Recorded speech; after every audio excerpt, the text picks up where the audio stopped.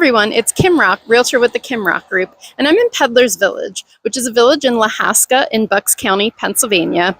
And it's really cool with shops, restaurants, and they have festivals throughout the year. So this time of the year, they have their fall festival, which is their Scarecrow Festival. And there's a new category in the Scarecrow entries this year, which is the charity category.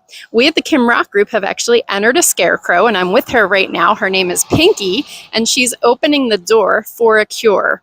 Pinky is bringing awareness to a really great breast cancer foundation called Unite for Her. And Unite for Her supports women going through cancer treatments. So we're bringing attention to that charity, and we're going to post a link below to the landing page where you can actually donate to Unite for Her.